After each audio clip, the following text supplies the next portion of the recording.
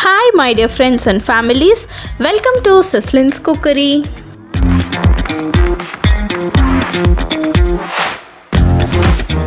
இன்னைக்கு நம்ம பார்க்க போகிற ரெசிபி ரோட் சைட் மஷ்ரூம். இந்த ரோட் சைட் மஷ்ரூம் ரோடு சைட்லலாம் ஒரு ஃபாஸ்ட் ஃபுட் வண்டி நிற்கும். அந்த வண்டி கடையில் இந்த மஷ்ரூம் கண்டிப்பாக கிடைக்கும். இதை டிஃப்ரெண்ட் வெரைட்டிஸில் கொடுப்பாங்க. முட்டை காளான், ட்ரையாக கொடுக்குற காளான், மசால் காளான், இந்த மாதிரி நிறையா கொடுப்பாங்க. அதில் இந்த ரெசிபி அப்படியே ஆப்டாக அவங்க எப்படி செஞ்சு தருவாங்களோ அதே மாதிரி எப்படி பண்ணுறதுன்னு நான் இதில் சொல்லியிருக்கேன். கண்டிப்பாக இதை ட்ரை பண்ணி பாருங்கள். அவ்வளோ சூப்பர்பாக இருக்கும் டேஸ்ட்டு. இப்போ இந்த ரோட் சைட் மஷ்ரூம் எப்படி பண்ணுறதுன்னு பார்க்கலாம். அதுக்கு முன்னாடி இன்னும் நம்ம செஸ்லின்ஸ் குக்கரி பேஜை சப்ஸ்கிரைப் பண்ணாதவங்க ப்ளீஸ் சப்ஸ்கிரைப் பண்ணிக்கோங்க. அப்படியே பக்கத்தில் இருக்கிற பெல் பட்டனையும் கிளிக் பண்ணிக்கோங்க. அப்போ தான் நான் அடுத்தடுத்து போடுற வீடியோஸ் உங்களுக்கு நோட்டிஃபிகேஷனாக வரும். இப்போ இந்த ரோட் சைட் மஷ்ரூம் பண்ணுறதுக்கு தேவையான இன்க்ரீடியன்ட்ஸ் என்னென்னு பார்த்துடலாம். மஷ்ரூம் 200 கிராம்ஸ், முட்டைகோஸ் 200 grams, onion 2 medium size onion எடுத்திருக்கேன். டொமேட்டோ பியூரி 2 பெரிய சைஸ் தக்காளியை அரைச்சி எடுத்து வச்சுருக்கேன். ஜிஞ்சர் கார்லிக் பேஸ்ட் 2 டீஸ்பூன், பூண்டு குட்டி குட்டியாக கட் பண்ணி வச்சுருக்கிறேன் ஒரு 2 பூண்டு, மைதா 1/2 கப், கார்ன்ஃப்ளவர் 1/4 கப், மஞ்சப்பொடி 1/2 டீஸ்பூன், மல்லிப்பொடி 1 டேபிள் ஸ்பூன், வத்தப்பொடி 1 டேபிள் ஸ்பூன், சோம்பு 1 டீஸ்பூன், கரம் மசாலா 1 டீஸ்பூன், உப்பு தேவையான அளவு. இப்போ இந்த ரோட் சைட் மஷ்ரூம் எப்படி பண்ணுறதுன்னு பார்க்கலாம். இப்போ நான் ஒரு பேக் மஷ்ரூம் இருக்குல்ல, அதை நல்லா நீட்டாக கழுவி குட்டி குட்டியாக கட் பண்ணி எடுத்து வச்சுக்கிறேன். இந்த டிஷ் அந்த கடையில் பண்ணும்போது அவங்க காளான் போட மாட்டாங்க. மேக்ஸிமம் கடையில் முட்டைகோஸ் மட்டும்தான் போட்டிருப்பாங்க. பேர் தான் காளான். ஆனால் மேக்ஸிமம் கடையில் காளான் போட்டிருக்க மாட்டாங்க, முட்டைக்கோஸ் வச்சே பண்ணியிருப்பாங்க. நம்ம வீட்டில் பண்ணுறதுனால ஈக்குவல் அமௌண்ட் ஆஃப் முட்டைக்கோஸ் அப்புறம் மஷ்ரூம் ரெண்டுமே ஈக்குவலாக நம்ம எடுத்துக்கிறோம்.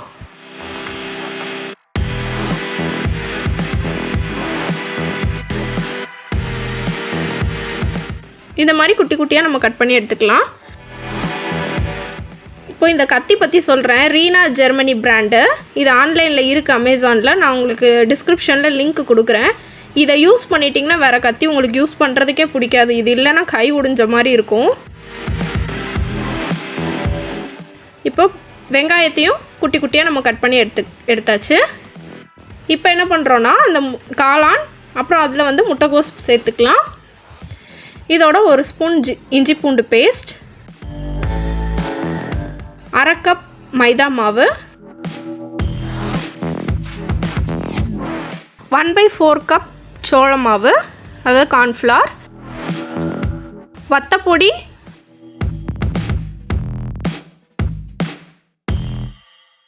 மல்லிப்பொடி,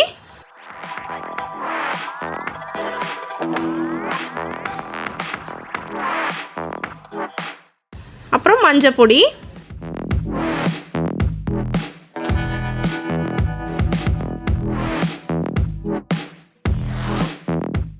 அப்புறம் தேவையான அளவு உப்பு போட்டுக்கலாம்.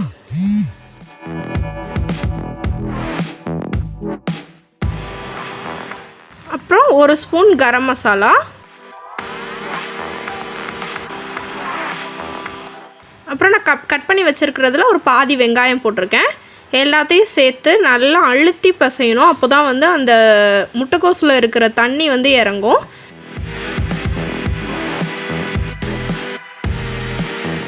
நல்லா அழுத்தி பசைஞ்சு எடுத்துக்கலாம். நல்லா தண்ணி விட்டதுக்கப்புறமா, தண்ணி அதுலேருந்து வெளியில் வந்ததுக்கப்புறமா கொஞ்சம் லைட்டாக தண்ணி தெளித்து பசையணும். ரொம்ப தண்ணி ஊற்றிடக்கூடாது. இவ்வளோ தான், மொத்தத்துக்கே இவ்வளோ தான் தண்ணி ஊற்றிருக்கேன்.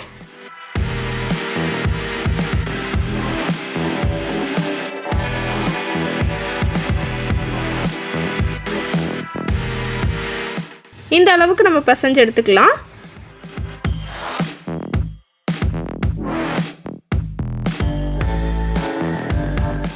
இப்போ அடுப்பில் கடாய் வச்சு அது பொரிச்சு எடுக்கிற அளவுக்கு எண்ணெய் ஊற்றிக்கலாம்.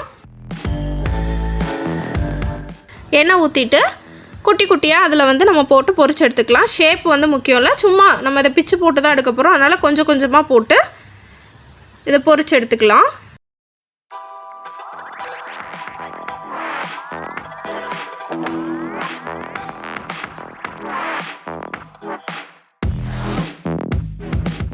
இந்த அளவுக்கு வந்து ப்ரௌன் ஆகணும்.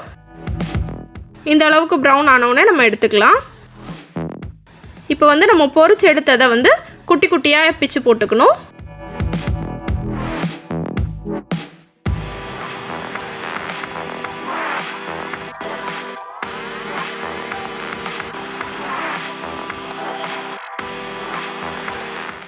இந்த அளவுக்கு பிச்சு போட்டதுக்கப்புறமா இப்போ ஒரு கடாயில் 2 டேபிள் ஸ்பூன் எண்ணெய் ஊற்றிக்கலாம்.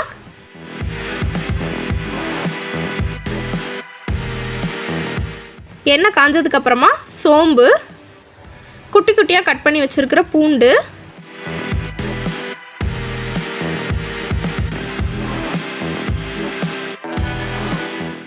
போட்டு நல்லா சாட்டே பண்ணிக்கலாம்.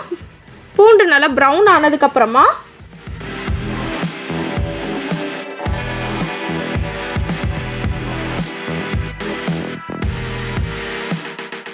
கட் பண்ணி வச்சுருந்த வெங்காயம் அதையும் போட்டு நல்லா சாட்டே பண்ணிக்கலாம்.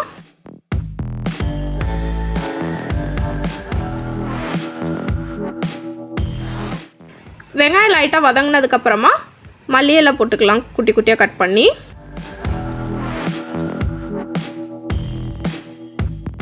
அப்புறமா டொமேட்டோ பியூரே 2 பெரிய சைஸ் தக்காளி வந்து அரைச்சி ஊற்றிருக்கேன்.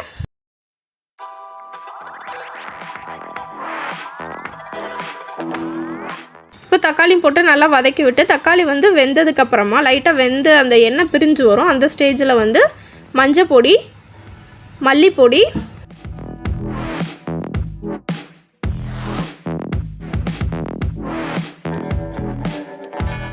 வத்தப்பொடி, அப்புறமா நான் கொஞ்சமாக வந்து காஷ்மீரி சில்லி யூஸ் பண்ணியிருக்கேன்.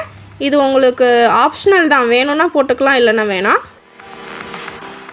அந்த கடையில் பார்த்திங்கன்னா ரெட்டிஷாக இருக்கும், அவங்க வந்து கலர் பொடி சேர்த்து பண்ணுவாங்க. நம்ம வீட்டில் எதுக்கு கலர் பொடியெல்லாம் போட்டுட்டு ஹெல்த்தியாக பண்ணலாமேன்னு சொல்லிட்டு காஷ்மீரி சில்லி போட்டிருக்கேன்.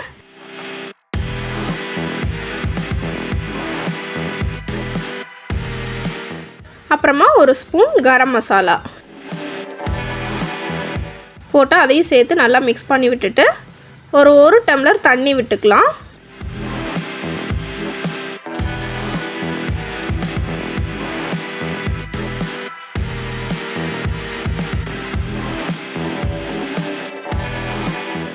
தண்ணி ஊற்றிட்டு இதுக்கு தேவையான அளவு உப்பு போட்டுக்கலாம். போட்டு கொஞ்ச நேரம் நம்ம மூடி வச்சுட்டு அந்த தக்காளி மசாலோட பச்சை வாசனை எல்லாமே போனதுக்கப்புறமா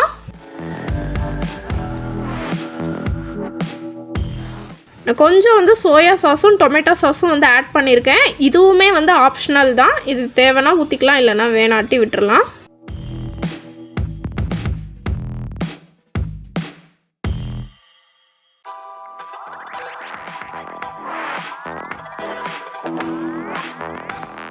போட்டு அதையும் நல்லா மிக்ஸ் பண்ணிக்கலாம். இப்போது ஒரு ஸ்பூன் கார்ன்ஃப்ளவரில் ஒரு அரை டம்ளர் தண்ணி ஊற்றி மிக்ஸ் பண்ணி வச்சுருந்தேன், அதையும் ஊற்றிக்கலாம். இப்போ அது ஊற்றுனதுக்கப்புறம் பார்த்திங்கன்னா அப்படியே திக்காயிரும் அந்த கிரேவி. எந்த அளவுக்கு திக்காயிருக்குன்னு பாருங்கள்.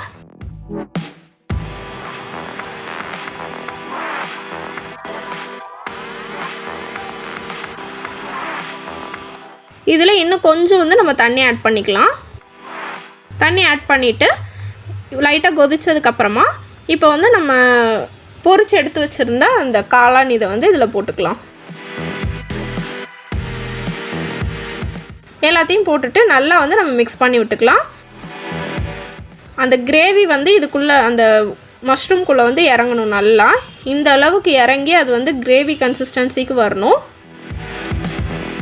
இந்த அளவுக்கு நம்ம மசிச்சு விட்டுக்கலாம். அதை ஒரு டேஸ்டான road side mushroom evening snack ரெடியாக இருக்குது. நீங்களும் இதை ட்ரை பண்ணி பாருங்கள், கண்டிப்பாக உங்களுக்கும் பிடிக்கும். இதை ட்ரை பண்ணி பார்த்துட்டு எப்படி இருந்துச்சுன்னு எனக்கு சொல்லுங்கள்.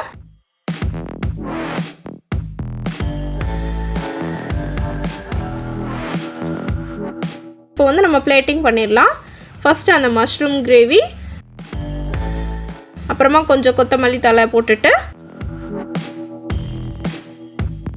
அதுக்கு மேலே கட் பண்ணி வச்சுருந்த பெரிய வெங்காயம்,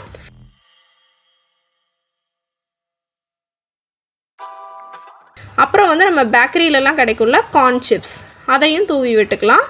அவ்வளோதான், ரோட் சைட் மஷ்ரூம் ரெடி ஆகிருக்கு. ஒரு பர்ஃபெக்ட் ஈவினிங் ஸ்நாக்.